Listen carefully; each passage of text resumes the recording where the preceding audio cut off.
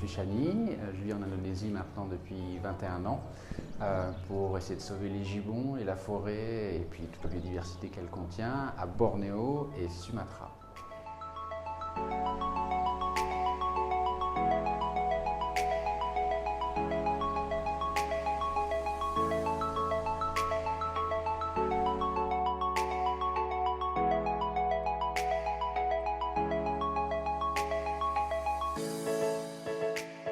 Le premier volet du projet, c'est de donner une deuxième chance à tous ces animaux, donc principalement des gibbons, victimes de la déforestation et des braconniers. Souvent, c'est extrêmement lié, les animaux sont capturés au moment de la déforestation.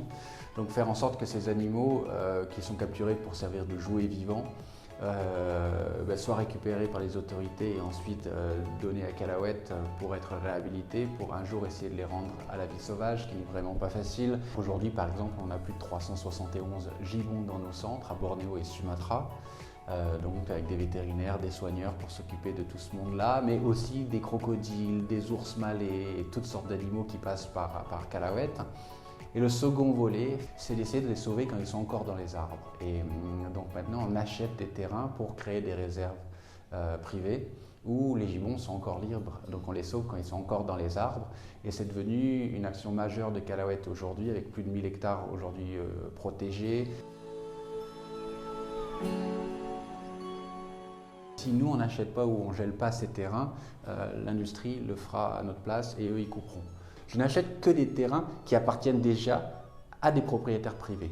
Les villageois, donc les gens qui sont propriétaires de ces terrains, veulent vendre. À Calauet, par exemple, il y a énormément de gens qui savent qu'on achète des terrains, qui nous proposent leurs terrains. Et il y a beaucoup plus de gens qui nous proposent des terrains que nous, on a d'argent pour les acheter. Les gens qui vendent à Calauet ont toujours accès à leurs terres pour leur activité traditionnelle, la cueillette, l'accueil du rotin, des fruits. Tout ça, c'est évidemment permis. Les grandes organisations de